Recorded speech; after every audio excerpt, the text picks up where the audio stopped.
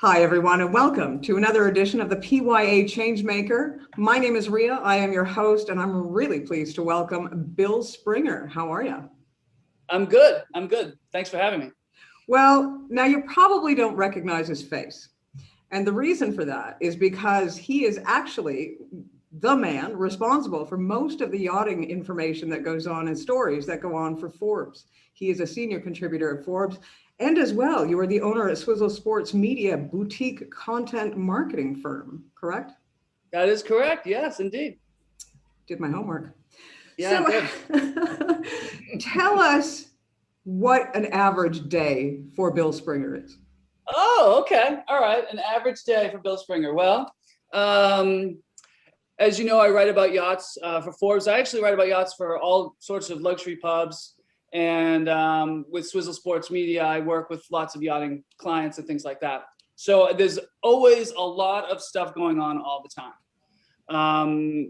With Forbes, I'm always writing Forbes stories. I'm always either sending out interviews or questions or inquiries for interviews. I'm always sort of keeping the Forbes pipeline rolling.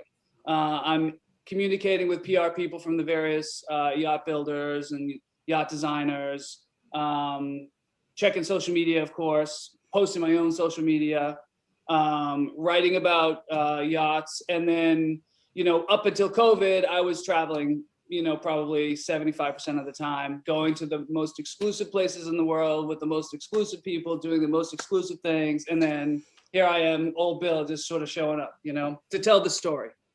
So the travel hasn't been as much lately, but that hasn't stopped the storytelling in a way. And you probably noticed this. I mean, the yacht business in particular, it's all about stories. It's all about the image in people's minds of what yachting is, and being able to tell the story, you telling your stories and my telling my stories, and communicating really how special yachts are and how special being on a yacht, owning a yacht, chartering a yacht is kind of what blows my hair back on a daily basis. So every day I'm basically sharing the love of yachts and yachting with my audience, with the people that read my stuff.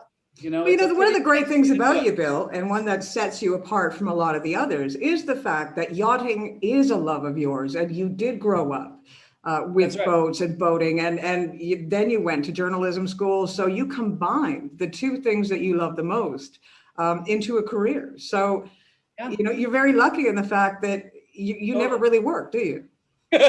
No, I never really work, and I work all the time. Yeah. So here's the thing that I've learned in my sage old years, but I've learned a few things over the years about what it means to work, what it means to have a career, what it means to be a professional, what it means to have a reputation, and what it means to have relationships in the world. And so I'm very lucky, and I'm very grateful to be in the position that I'm in, and to be writing about yachts and telling the story about yachts in media that isn't yachting specific. I think this is a really interesting niche for me, and something that I'd like to think I really enjoy, and I'm trying to get better at all the time.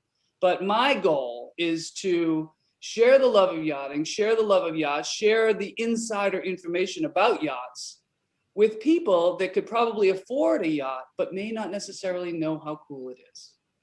People who read Boat International and read the yachting magazines, they know about yachting, but the people who read Forbes, some of them do. But my guess is most of them would sort of have an idea of what yachts are, just from a sort of a stereotypical idea of what yachts and yachting is. And what I hope to do is to show people that yachts and yachting, it isn't just about status.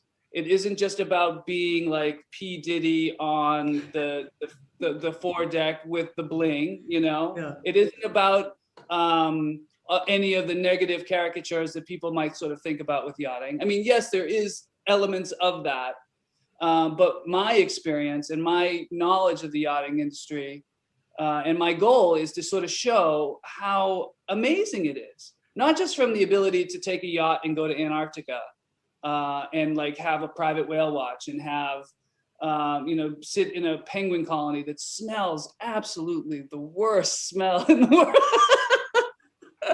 But it's the most exclusive thing in the world. Very few people can go and sit and really experience the smell of a penguin colony filled with 5,000 penguins. Nice. And that's something that I've been really lucky enough to do, and to be able to sort of share all that story, but also sharing the story about what the boat business and what the yachting industry is really like from the people who actually build the yachts and design the yachts. I look at the yachting industry and yachts in particular, the big super yachts, they're like the modern cathedrals of our day, and these billionaires that can afford to sort of have these yachts that are 500-600 million euros to build are kind of like the Medicis bringing in these most amazing craftsmen to build these utterly stunning pieces of art that are inspiring, So to be able to tell that story, and also to be able to sort of share the story of how yachts for a lot of yacht owners are about family time. People don't necessarily think about that. If you're a very high net worth person, a yacht in a way is the easiest way to have a security, to know exactly who you're dealing with, to go to exactly where you want to go and do exactly what you want to do. There's no coincidence that yachting has the popularity of yachting at the absolute highest level is going through the roof, because for people who can afford it, there's really nothing else like it.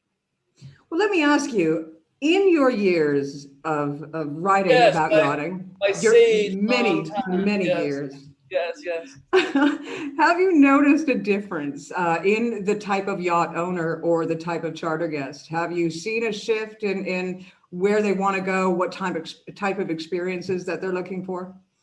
Absolutely. There's a bunch of things that, I've noticed, and it's not like I have a corner of the market on this insight. It's actually pretty well known, just with the popularity of explorer yachts.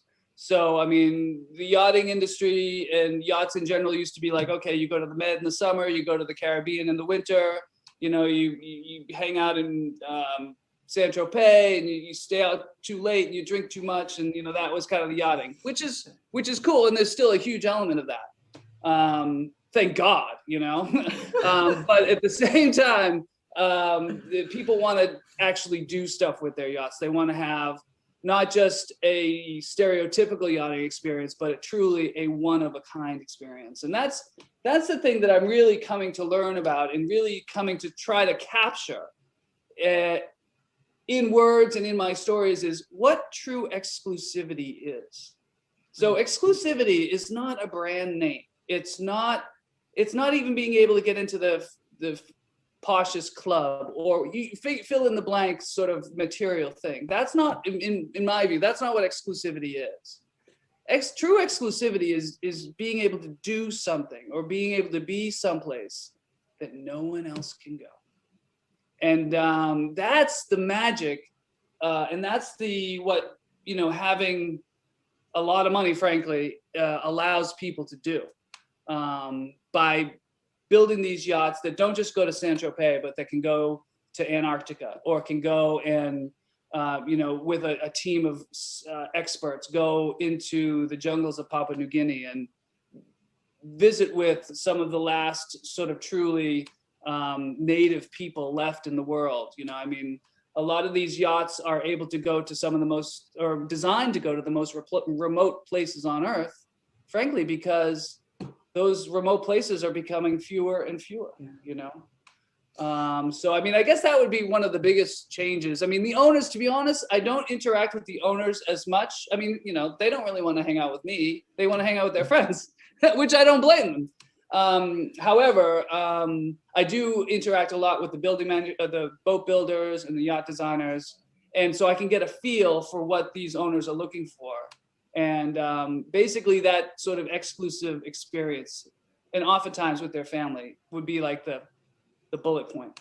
Yeah, I guess that was the question I was going to ask, is that now it tends to, I always say the days are gone of the Greek shipping magnate sitting out in the middle of the Mediterranean Sea surrounded by prostitutes, really. Those days are gone. It is now, more of a younger generation, and they want their families on board. So are you finding that not only boat builders are looking to be more sustainable, but as well more family orientated in the entire layout of that yacht?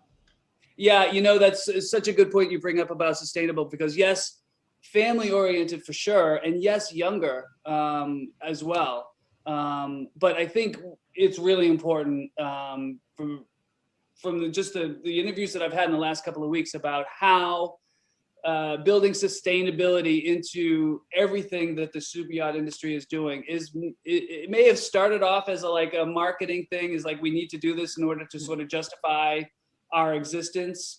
But all of these big manufacturers, it's way more than that. I mean, they're not just sort of saying we're green and we're building sustainable, but they're really working to change the entire ecosystem, the entire technological backbone of what makes a super yacht to be sustainable on the 21st century like we've never seen before. I mean, I was just talking with the guys from Vreepak, which is a yacht design firm in Holland, and they're known for doing some pretty intense stuff. And they're working on a concept now with a really passionate owner, guy that wants them to design the boat for him, where it has biodegradable batteries. Wow. So this level of sustainability. So these batteries are truly biodegradable. They're made, all the science is a little bit much for me. I'm not, the handsomest nor the smartest guy in the room. But basically the gist is that they're working on technology where not only it's completely zero carbon usage. So not only are the batteries biodegradable, but they're working on a wind sort of generation system with a kite that flies over the yacht. It's not for propulsion. It's not like the kite is pulling the yacht along, but the kite is flying in an infinite loop and creating energy, becoming a wind generator in a hyper efficient way, super kind of Silicon Valley science stuff. But that's the gist, is that they're pushing the envelopes, not just saying, yeah, we'll sort of put some more batteries and we'll have it, be a hybrid, but this is off the charts, truly game-changing stuff in the yacht business, in sustainability, that it's really just in its infancy. And I really am, I guess I'm proud, or I commend all of these yacht manufacturers for really understanding how important it is to protect our oceans. Honestly, it's protect our oceans so we protect our market. If the oceans are polluted, super yacht owners are not going to want to pay $600 million to sort of cruise through trash gyre. So people get that. And smart people are working on solutions that are not just good for the yachting industry, but just good for the planet in general. So it's kind of neat to be involved with stories like that, where often, and here's another thing that, and maybe I'm preaching to the choir, but every once in a while, I'll have a friend of mine sort of say, oh my God, those super yachts, they're so expensive. How can you even sleep at night knowing that there's people that are, hungry and, don't have food and all that sort of stuff. And that's all true. But I think it's important to remember that, and this is kind of ties into, the super yacht industry sort of leading the way in sustainable sort of yachting / who knows what that technology could take. But also the fact that the super yacht industry employs thousands of artisans and craftspeople and people who create the most amazing, exquisite furniture, art, yachts, you name it.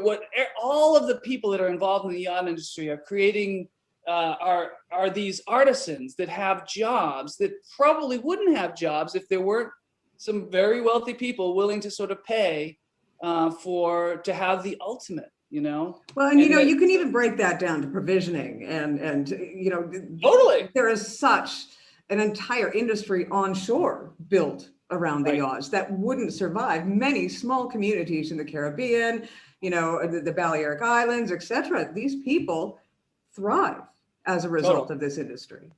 Yeah, and I mean, I'd much rather have a super yacht with a guest list of 12 come into my little harbor than a cruise ship with a guest list of 5,000 pull in, just from an economic impact and all that sort of stuff. So, well, and sustainability as well. When we go back to sustainability, the fact is the cruise ship is going to have much more impact in terms of feet on the ground and the garbage that is left behind, et cetera, than a super yacht with 12 guests. Right. Yeah, and I mean, just real quick. So I have been able to travel a little bit over this COVID time. I've been flying to the Bahamas. I live in Boston, but I've been flying to the Bahamas. I've been working with a guy down there, and it's all top secret stuff, so I can't tell you. But I flew over sort of South Florida, and I saw the 35 cruise ships that were just parked there because of COVID, and the circumstances that make cruise ships a bad place to be during COVID haven't changed, even now that we're getting good vaccines and all that sort of stuff. So, the benefits of yachting, super yachting in the COVID time is pretty obvious too. The ability to, I mean, my guy was able to have his yachts, he was able to have his whole fleet down there, and they were in a true bubble, and able to do the cool stuff that they were able to do, thankfully, and very gratefully, they will even say, because they were able to sort of have their little quarantine unit, but in a beautiful, cool place with their family and friends. Well, the U.S. did extremely well this past year throughout, the quarantines around the world. The U.S. was having some stellar boat charters and as well sales. Yeah, because the boats, they couldn't go back to the Med. So a lot of boats ended up in the U.S. And the U.S. political system, I don't know if you noticed, it was a little bit wackadoodle. I mean, we seem to be getting back on track, but boy, oh boy, it's been a hell of a 4 years living here in the U.S.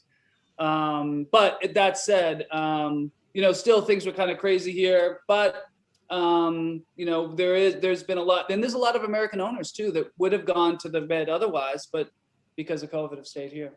And this year, do you think that's going to continue? Is that going to happen again, or do you see them making the crossing this year? I don't know. I hope so. I mean, like I was saying before, I mean, I've got a date to go to the Monaco Grand Prix with the idea of doing a bunch of stories about the connection between super yachts and Formula One racing in Monaco, of course, Yeah. And I mean, personally, I'm tickled pink. I mean, I've been to Monaco a million times, but I've never been to the Monaco Grand Prix. And the stories that I have lined up for the different yacht manufacturers that have deals with Formula One teams and just the whole principality. There's a lot of really cool stuff there. However, and I've got everything's lined up. I'm hotel, flights, all that sort of stuff, but the question is, will I be able to actually get in, being an American flying into Nice? So we'll see. I don't know. I mean, the States have done a really good job. I'm getting my second vaccine tomorrow to be, fully vaccinated. A lot of, basically anybody can get a vaccine now here in the States, which is kind of amazing. But I know that's not the case in Europe and other places. Well, you know what? The governments it's quite interesting because I do a travel show, and there is always ways to get where you want to go because the governments haven't closed all the loopholes. Like if you go from the US to somewhere else, for example, and then, then fly on from there, you might be, it's crazy. It's crazy. They're not actually stopping anything because they haven't closed all the loopholes. And I don't know who's making the rules, but it's definitely not me. Well, that's really good to know. I mean, I'll have to look into it because maybe I have to even see what my flight is. Maybe I'm stopping somewhere else. I'm sure I am. I just don't know which country. So maybe we'll see. I'll slip you a name after this interview. Yeah, and we'll see with the yacht owners too, because like part of being in the Med is going out to the nightlife and all that sort of stuff. And will that stuff be switched on? I know the Bahamas here, next to the States, they've been very lenient and very open about admitting yachts in and out even before things really started to loosen up. So we'll see. Well, Bill, in the spirit of Changemakers, do you find that, as you mentioned earlier, that the new generation of ultra high net worth individuals and the new generation of yacht owners are at a younger sort of age? Do you find that they're also having more of a social concept and change, that they're looking more towards being kinder to society as the past? I would hope so. I mean, you know what I mean? Like, I would hope so. To be honest, I mean, I wish I could sort of give you some definitive answer on that, but honestly, I don't know. I mean, I think the draw of yachting and yachts is kind of the same throughout. I mean, people want to escape the everyday. They want to escape from the world of whatever stress they need to be going through in order to make the money that they've made to afford the yacht. They want to escape all that stuff. And that goes from, all the ages. Yeah. I'm not sure. It'll be interesting to sort of see, because we haven't been able to sort of see what's happening in the yachting world, really, apart from these individual nodes. And the individual nodes that I've been talking to and interviewing and working with, they've all been kind of like really nice people that want to get away from COVID with their family and friends, So I can see that sort of continuing to be a trend. Whether people are going to be nicer or not, there's always going to be kind of really wealthy people that are really not nice to be around. I mean, there's also going to be really not wealthy people that are just really not nice as well. Exactly. Yeah. I mean, we can count on them being there. Yeah. The question is, will there be more or less? I don't know. My guess is it's probably going to be kind of status quo, because the desire of yachting is so universal. Yeah. I mean, I look at a super yacht as like the ultimate.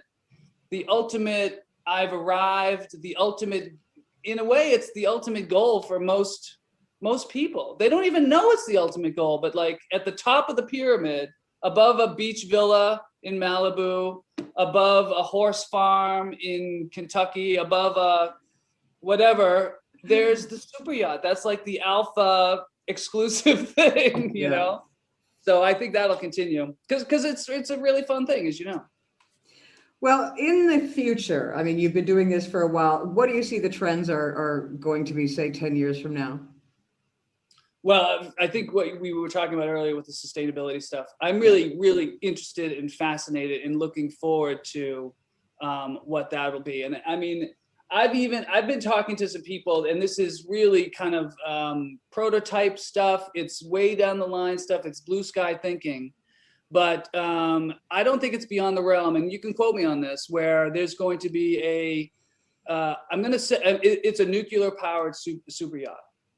And I'm saying that it's almost kind of a controversial thing. You think nuclear power, you think crazy, environmental hazards, radioactivity, all that sort of stuff. But the people that I've been talking to have been working on developing an entire new way. There's actually, I could bore you with some scientific details, but there's a lot of science and a lot of work going into developing nuclear power for the shipping world. There's thousands of these container ships that are over 1,000 feet long. Yeah. I mean, talk about environmental impact. I mean, just think about the fuel that each one of these container ships burns. Anyway, so these guys are developing what they're kind of calling a nuclear battery, and it's a molten salt reactor. So instead of using uranium to power this nuclear reaction that creates basically an infinite amount of energy for free, except you get this waste at the end that no one's really figured out how to deal with healthy and successfully. So uranium is the best radioactive material to work with, like bombs and stuff, because it's so toxic. Yeah. But these guys are developing these nuclear batteries that are relatively small. They're like the size of a container that would sit on a container ship. And super high tech, and all the software that's 21st century, that's burning thorium, which is more of a salt than a horribly toxic uranium radioactivity thing. So anyway, mark my words, in 10 years, there may not be a nuclear powered super yacht, but there may be one on the drawing board, or there may be one in production, or kind of in the pipeline, which I'd be kind of psyched to see, because the benefits, if they figure out how to make the power waste stuff, which they're working on, obviously, they make that sort of inert in a way, and this molten salt reactor does that. That could talk about game changer. That is like earth changer. Yeah, for sure. Because if they're doing it for yachts, I mean, what else can they use it for? Well, I mean, yeah, this is the thing. It's like the yachts and the commercial shipping and yachts are kind of interchangeable. Yeah. But that's exactly right. Like we prove the yachts this works on ships. And what's so great about the ships is that there's an infinite amount of cooling water for these reactors that they need. Yeah. But Bill Gates and a lot of other really smart people have already come out and said how important this sort of thinking and this sort of development is to the health of the planet. So it's all kind of working along the surface or below the surface, but watch this space, because there could be some significant breakthroughs there. Well, when there are, I'm going to be in touch. Yeah, definitely. Please. Thank you, Bill, ever so much for your time. I know that you are a very busy man, not only with Forbes. Once again, Bill Springer, senior contributor at Forbes. And we didn't talk very much about Swizzle Sports Media, but I will provide the links if anybody is interested in checking that out. You do all sorts of media for yachting, cycling, fashion, and leadership development. So we'll make sure that people have the links for that as well. And my Instagram, I generally post my Instagram is kind of like my sort of go-to thing. So all my stories kind of get sort of spread via Instagram and other channels. But if you want to check me out, it's Billy Swizzle, at Billy Swizzle. And I'll leave you with this. So Billy Swizzle, the name came to me because that's like that's my rock star alter ego. It does sound like a complete rock star name. You got it down totally pat. Complete rock star. And I was in a very bad band a long time ago, and that was my alter ego. And it's just sort of, it's worked for me. Who hasn't been in a bad band? Really? Exactly. I think I've been in one or two myself. So yeah, you're not alone. Exactly. I think we've just dated ourselves with that for sure. Yeah, that's okay. That's all right. We're old and wise. That's right. I think. Well, old anyway. Yes. Thank you, Bill, very much for your time. It's very much appreciated. Pleasure. Ciao. Once again, you've been watching another edition of PYA Changemaker. My name is Ria. I have been your host. Please tune in again for another episode.